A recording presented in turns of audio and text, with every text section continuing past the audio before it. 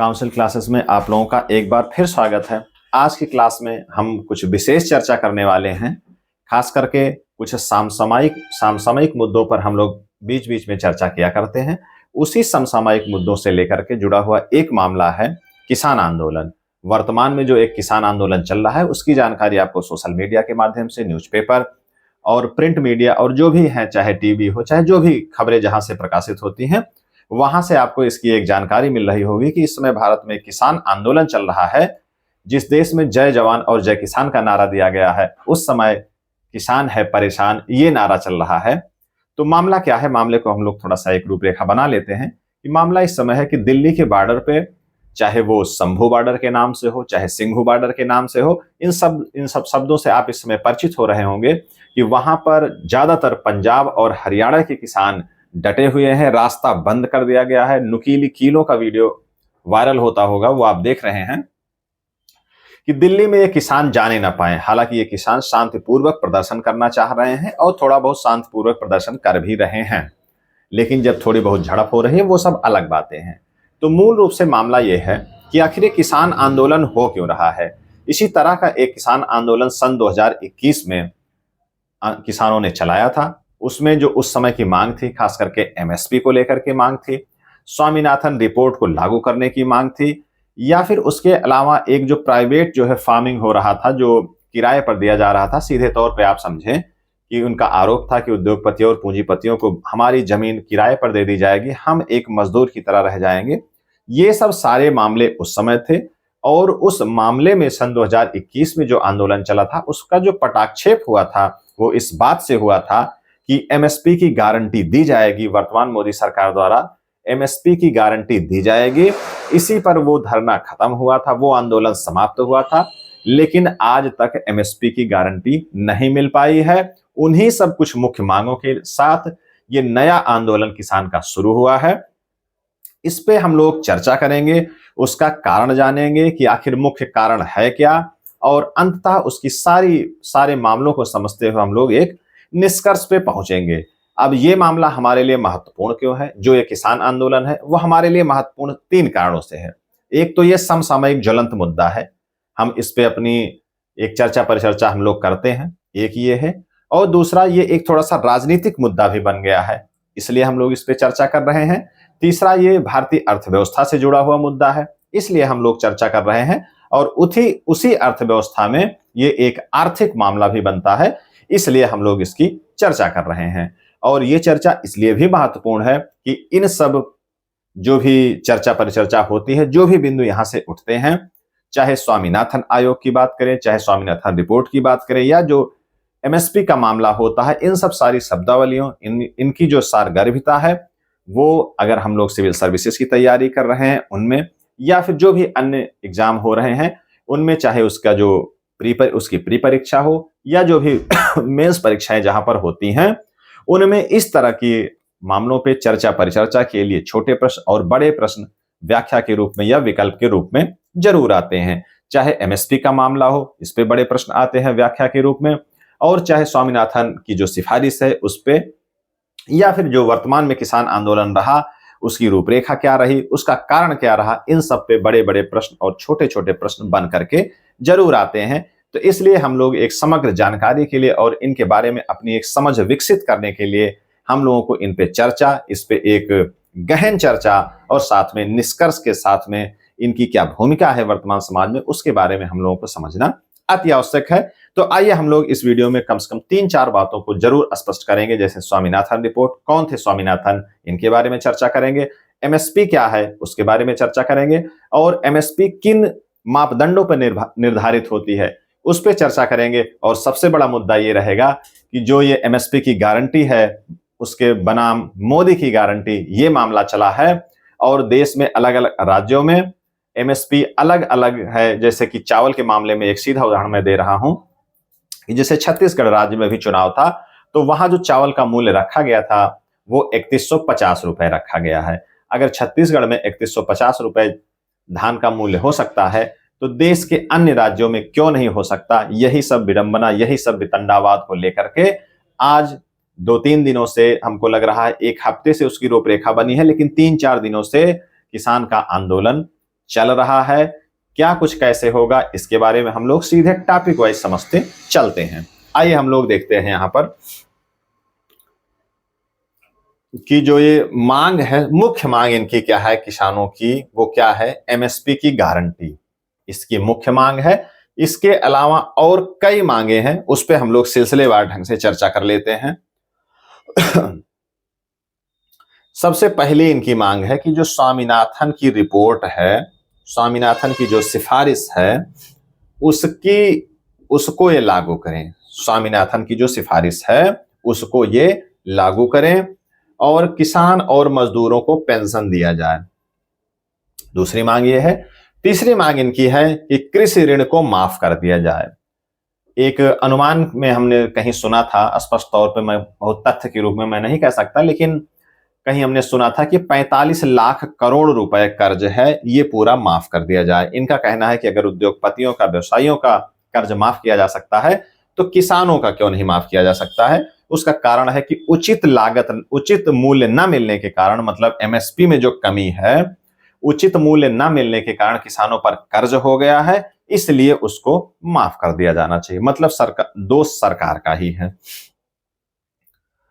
और इसमें एक मुद्दा यह भी है कि लखीमपुर में जो एक घटना हुई थी, वहां के सांसद के द्वारा, वहां के जो उनके सांसद से संबंधित जो भी लोग रहे हैं, किसानों को जो कुचल दिया गया था उनके बेटे के द्वारा, तो उन सब में जो भी किसान प्रभावित हुए थे उनको, उनके मुआवजे को लेकर के, या उस घटना पर एक अंतिम निर्णय बने, उनको एक मुआवजा मिले, अंतिम न्याय मिले उनको, इस आंदोलन में ये भी मामला शामिल है। तो कुल मिला के ये सारे 3-4 मामले मुख्य तौर पे हैं जो इस आंदोलन की मुख्य मांग है। इन्हीं मांगों को लेकर के किसान दिल्ली में घुसने का प्रयास कर रहे हैं या फिर इतने बड़े आंदोलन को लेकर के लीड कर रहे हैं। मामला यही है। अब इसमें बार बार ये आता है कि स्वामीनाथन आयोग की सिफारिश क्या थी, तो उसके पहले हम लोगों को यह जानना जरूरी है कि स्वामीनाथन थे कौन। तो डॉक्टर एमएस स्वामीनाथन के बारे में बहुत सारे लोग नहीं जानते होंगे, केवल इतना ही जानते हैं कि डॉक्टर एमएस स्वामीनाथन हरित क्रांति के जनक थे। अर्थात भारत में जिस समय खाद्यान्न का उत्पादन अत्यंत कम था, तो इनकी तकनीकों के द्वारा, इनकी जो बीज से संबंधित तकनीक थी या फिर जो परंपरागत तकनीक भारत में खेती की रही है, उसको बदलते हुए स्मार्ट तरीके से नई तकनीकों का सहारा लेकर के सबसे पहले जिन्होंने आविष्कार किया, एक प्रकार से बढ़ावा दिया, उसके लिए एमएस स्वामीनाथन को हरित क्रांति का जनक कहा जाता है।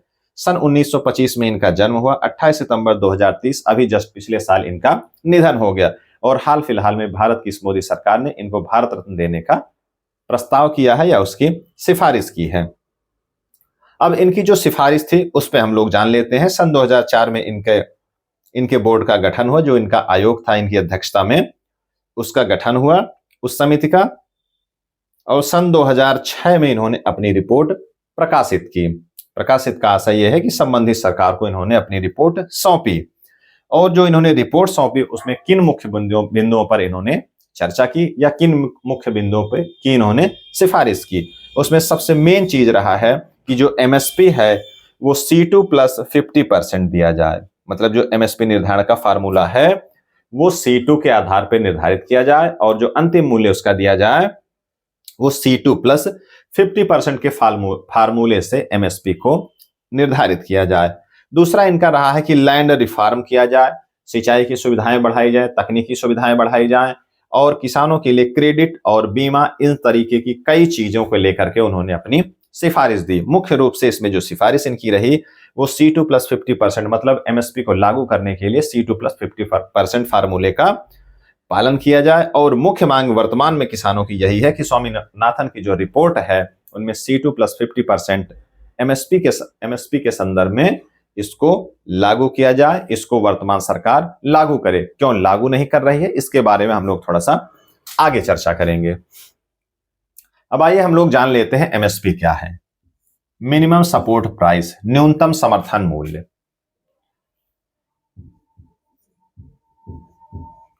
न्यूनतम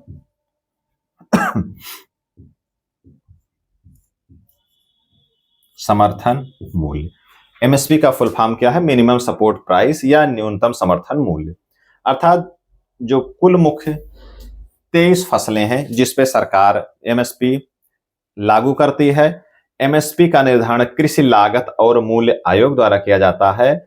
ये सिफारिश करता है, ये लागत निश्चित करता है और आर्थिक मामलों का मंत्रिमंडल इस पे अंतिम मुहर लगाता है। मतलब इनकी सिफारिश होती है, लेकिन जो अंतिम मुहर लगती है वो किनकी लगती है? आर्थिक मामलों के मंत्रिमंडल की एक समिति द्वारा लगती है। इसके बाद हम लोग देख लें कि एमएसपी का निर्धारण होता किन किन मामलों पर है, एक बात, और एमएसपी लागू किस लिए किया जाता है, मतलब जो मिनिमम सपोर्ट प्राइस है, जो न्यूनतम समर्थन मूल्य है, उसके आने का मुख्य कारण क्या है। उसका मुख्य कारण यह है कि जो सरकार सबसे पहले जो पीडीएस की प्रणाली अपनाती है, जो सार्वजनिक खाद्यान्न वितरण करती है, खाद्यान्न को 2 रुपए से 5 रुपए या फ्री में इस समय बंट रहा है, 5 साल के लिए मोदी सरकार ने उसको बढ़ा दिया है। तो वो खाद्यान्न की आपूर्ति के लिए वो किसानों से सरकार अपना राशन खरीदती है और इसी मूल्य पर इसको खरीदती है ताकि वो जो है कम दाम पर वो वितरित कर सके।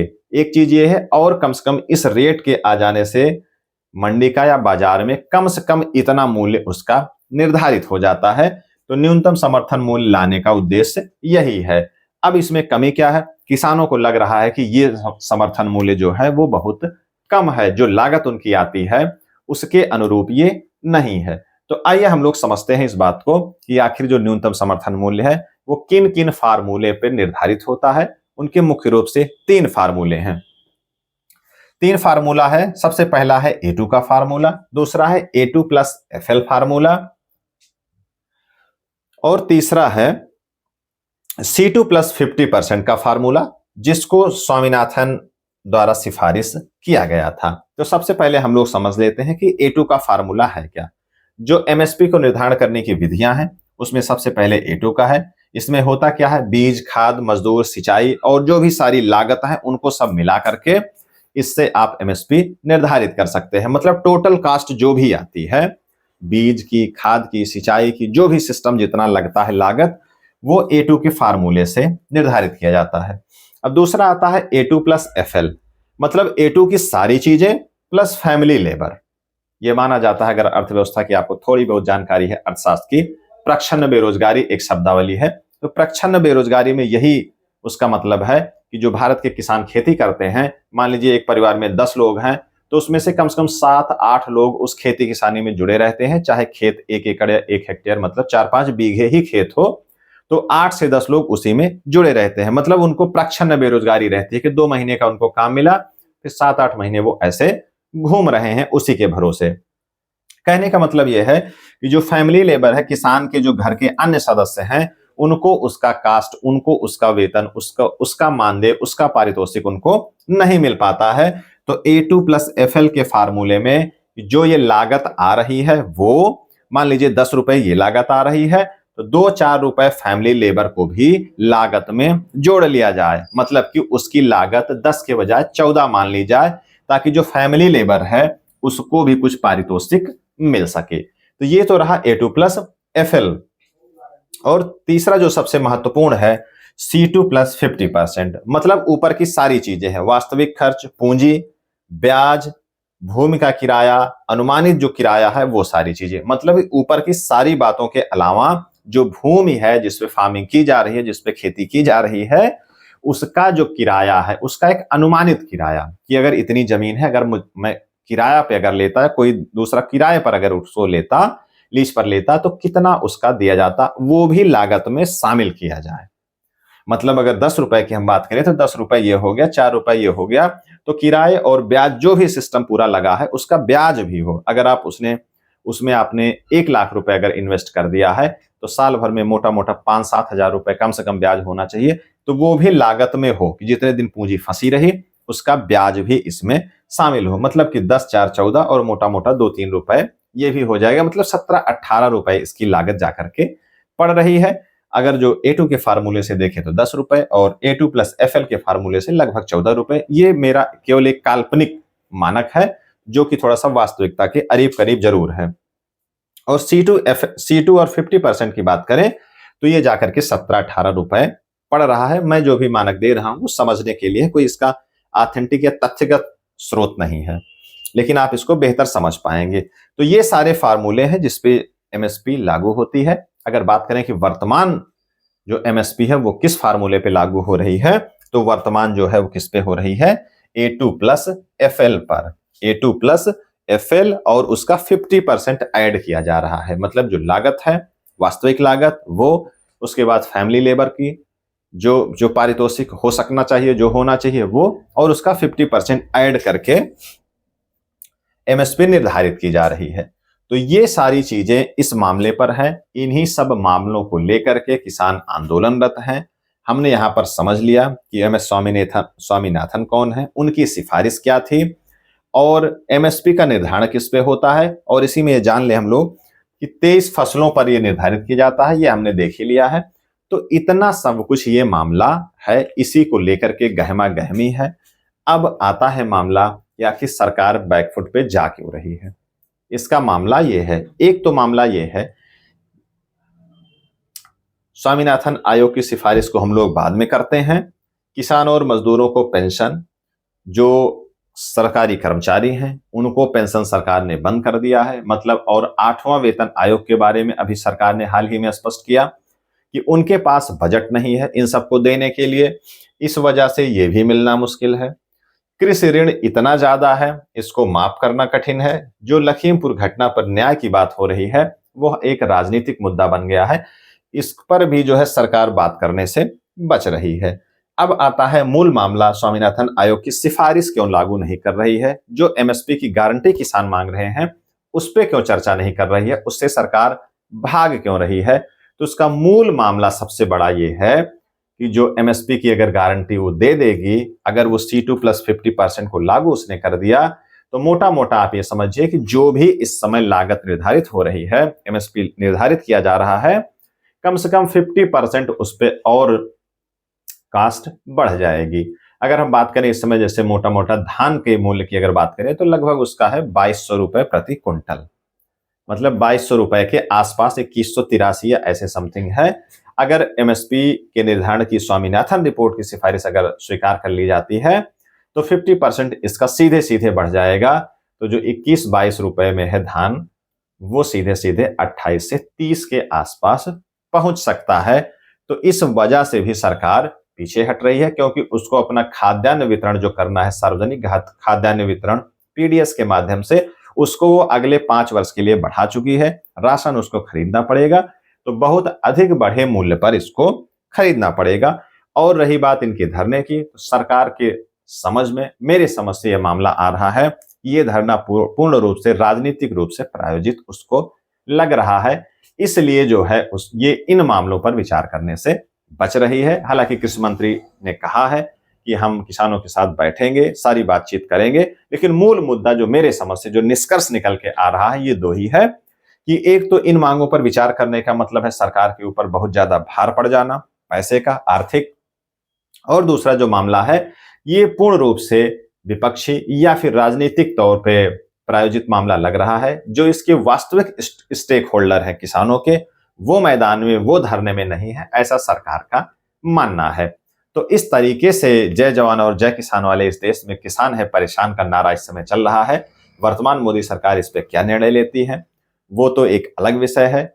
हम लोग परीक्षाओं की तैयारी करते हैं, परीक्षा से संबंधित इसमें क्या कुछ हमको मिल सकता है उसकी चर्चा पर चर्चा हमने की। सबसे पहले हमने बताया ये एक आर्थिक मामला है, भारतीय अर्थव्यवस्था से जुड़ा हुआ मामला है। हम लोगों ने स्वामीनाथन के बारे में समझा, स्वामीनाथन रिपोर्ट के बारे में समझा, MSP के बारे में समझा, और किसान क्यों है आंदोलनरत उसके बारे में समझा, और जो भी उनकी मांगे हैं वो क्यों नहीं दी जा सकती हैं उसके बारे में हमने समझ लिया है।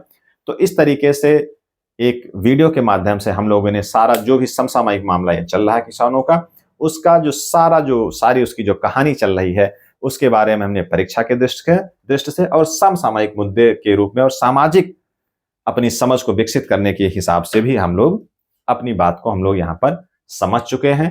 तो आज की क्लास में हम लोग इतना ही करते हैं। बाकी जो भी इस मामले में जो भी अच्छा या फिर बुरा घटित होगा उसके बारे में हम लोग एक आगे चर्चा करेंगे। तो आज की क्लास हम लोग यहीं पर करते हैं समाप्त। मिलते हैं नेक्स्ट वीडियो में। धन्यवाद।